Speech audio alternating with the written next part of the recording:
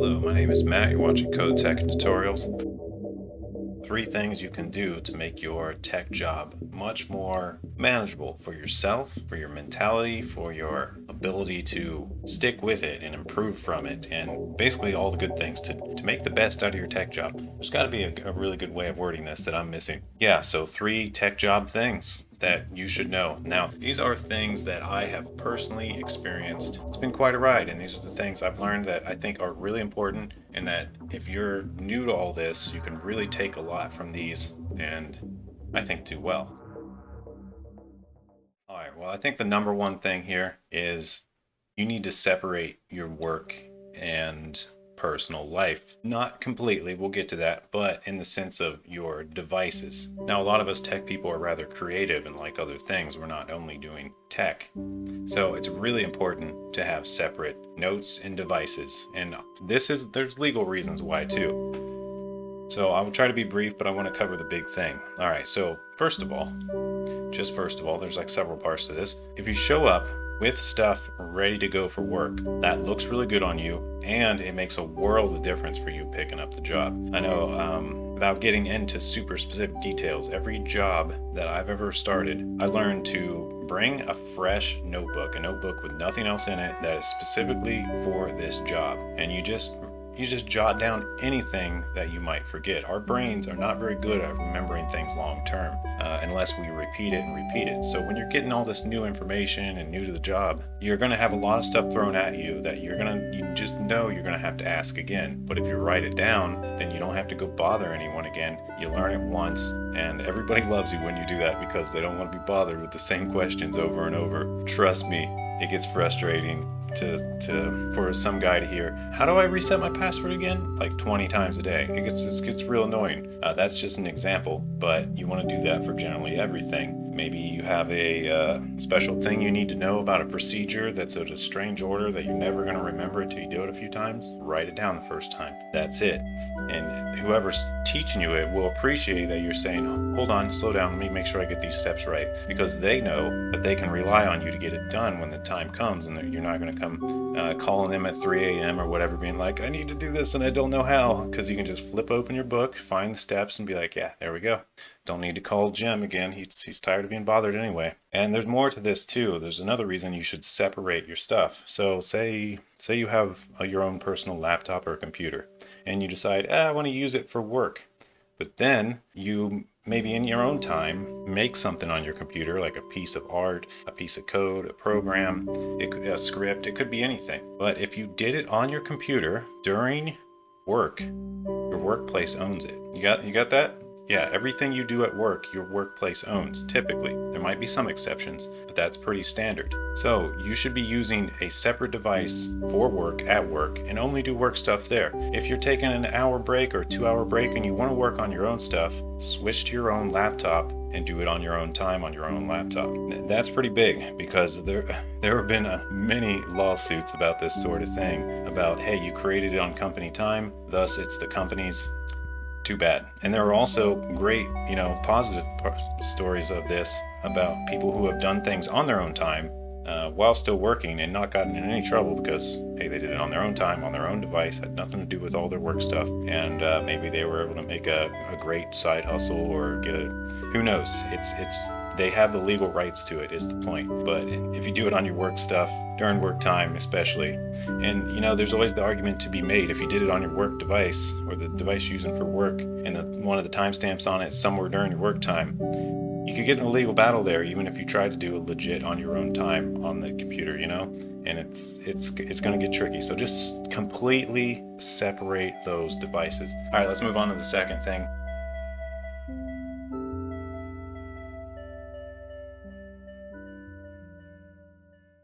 Now like I said, these are going from my own experience, so this one feels weird to say, but it's find your crew.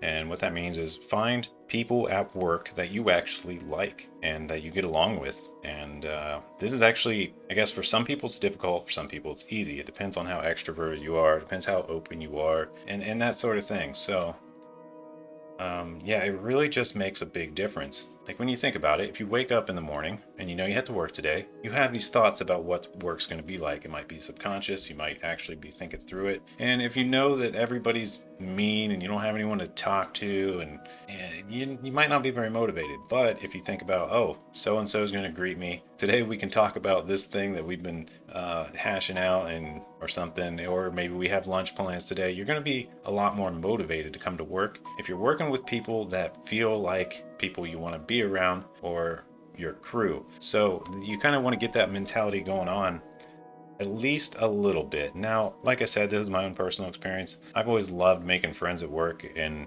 it's really made a difference for me. So I know some people are going to be like, no, I go to work and I don't talk to anybody. I just do the work and leave. That's fine, I guess, but it's just really hard for people to understand you and work with you, basically, because if you're hard to understand, you're hard to work with, and you got to have some kind of connection. And that's just been my personal experience. And if you have a lot of trouble with this and want to get better at it, there are great ways to learn.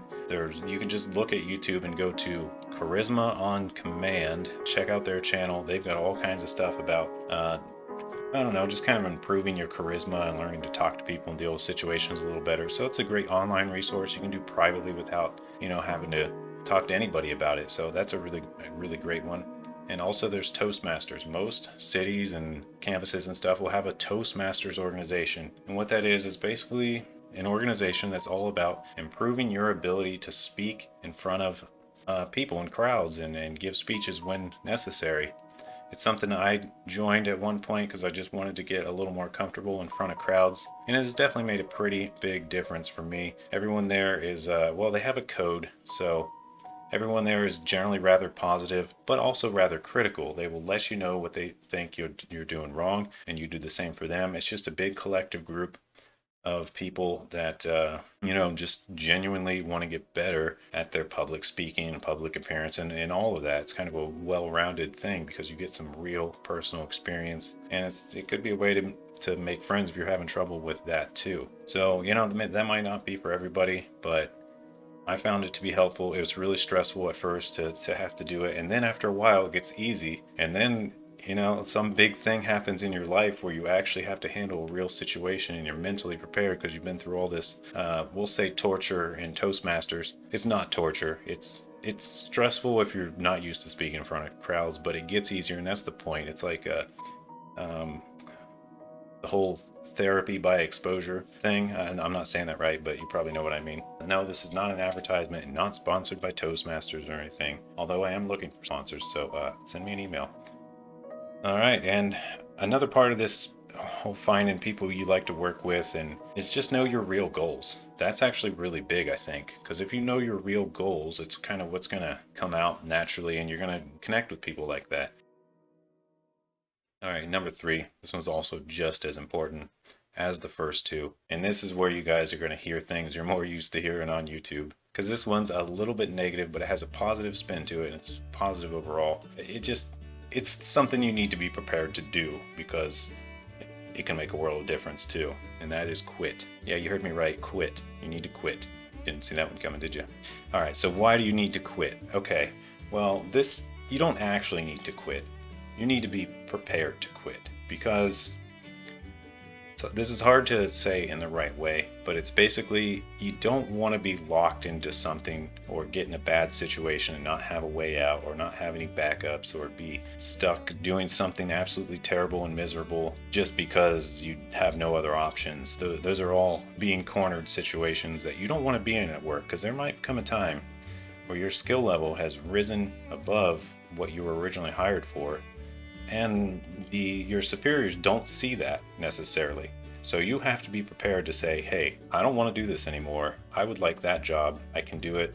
And there you go. So you quit the original position, you move up, you move theoretically up, but it could just be to anything you're more happy doing. It doesn't necessarily have to be up. So you have to be prepared to walk away and say, I don't particularly enjoy this anymore, or no, I can't do that. That's going to destroy my home life, or my wife's going to divorce me if I keep working so many hours, or something like that. You don't want to let work destroy your life. That's really, really important. I think a lot of people get in the trap of letting it happen in a way. Not a lot of people. I don't know. Everyone's different. But just don't let it happen. If you notice that your work is getting incredibly negative and incredibly just, I don't know, just like wearing on you, and it doesn't feel good anymore, something needs to change and you need to be prepared to quit. So you should always have, just future plans. And this is just basic future planning too. You just don't want to be stuck doing the same thing forever. I wrote down some more things about quitting. I'll just read off here. You want to quit elegantly. You don't want to go in and do it the whole upheaval way, we'll just say. You don't want to do it that way. You want to prepare a nice letter. You maybe, as soon as the thought crosses your mind, you might want to draft a letter. And then when the thought crosses your mind again, go look at that letter. Now keep this on your personal stuff. Keep it completely separate from your work stuff, because you don't want something like this to be discovered early. But if you're planning on moving up or moving out, prepare a graceful exit. There's so many reasons this is important, and it's another thing that people miss a lot, because with a graceful exit, you get letters of recommendation, you get begged to come back when another great position opens up, you get a call. All these just positives happen from it. Or maybe even none of that happens, but someone else is inspired by you and you become business partners in the future.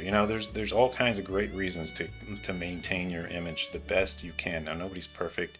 We expect us all to make mistakes. Probably made a bunch of mistakes in this video already, for example, but I'm just going to continue. All right, there's more. All right, this is another thing about quitting. Check yourself first. You want to make sure it's not something that's where you're the problem and works great. You don't want to quit because of something you're doing extremely wrong. Like, I can't think of a great example here other than maybe you don't get enough sleep and you come in super tired, work's miserable, you're having a hard time performing, you're getting terrible reviews, your boss is starting to hound you. Maybe something like that's happening. And the issue isn't work. Maybe you really like the work and you really want to keep it. The issue is you've got some cycle at home that's not going well. So the lesson here is just make sure it's not you. Check yourself before you wreck yourself, sort of thing. Don't just quit when you don't have other options just because you don't like it. But, also, maybe if you can't maintain the schedule, there's something to that and you need a different one. It's just a sign. So it's also a thing that just means make sure you're actually improving and looking better every day if you can. All right, well, the other reasons to quit, and these are more understandable than the others, maybe, other than moving up and stuff. Some CEOs and companies are just full of really toxic people, and that is not your fault. It is absolutely not your fault that other people are crazy. You didn't do it. It's simply not your fault. That doesn't mean you shouldn't offer whatever you can when the situation comes. If someone's sort of having a breakdown at their desk, you're throwing papers and slamming stuff or whatever, and you're there, and I don't think you should just sit by idly and blankly, unless you're concerned for your safety. That's a little different. You should say something, but also that might put it in your head that this might not be the position for me. But that person is a person, they're struggling with something. Maybe your words can help them. So this is something I've had to do on more than one occasion. And I don't say had to do as like I had no choice. This is just something I like to do. If I see someone that seems like they're struggling as a human for some reason, I usually just talk to them, and it often helps. I just say, it's easy, really. You just look at them, you just say whatever comes to mind that's preferably not offensive. Maybe sometimes it'll come off as offensive, but you just say something like, hey man, what's bothering you? Are you all right? And maybe they'll just say nothing and leave, but maybe also they'll just sit down and sigh and say, I don't know, start telling you about their terrible problem, and you can just listen, nod along, and maybe that'll make a world of difference to them. It's really interesting how much just a few words can mean to somebody at the right time. And if you miss it, the time's gone, and this one hits home for me because okay, let's just move on. I don't want to drill that one home anymore. I think you get the point. There's a lot of like therapy type stuff out there on YouTube and on the internet these days that I think is really good, and a lot you can learn from it about this sort of thing. So good luck. try not to be silent in those situations, but know that if it stays toxic and it's not better, it's not getting better, you do have the option to just walk away and get away from toxic people. It's a matter of controlling your circle. You want to be around people that inspire you, that you like. You don't want to be around people that are treating you terribly. So that's really the limit. Maybe someone's getting mad at something that has nothing to do with you and it doesn't feel too bad for you. But if they're getting mad at you and treating you badly because of their problems that have nothing to do with you, that's a clear sign that you need to say something and be prepared to walk away if they can't adjust and be a civil human. All right. Let's see. Anything else? The last thing I have is just maintain honesty. If it's not fit for you anymore, you have to be honest about that situation. So I hope you've enjoyed these tips. Thanks for watching. Special shout out to my patrons. You guys do make this possible. And a few more, and something special will happen with the channel. It's kind of a secret for now because I'm still figuring it out. But I have some plans. Thanks again. Peace out and good luck.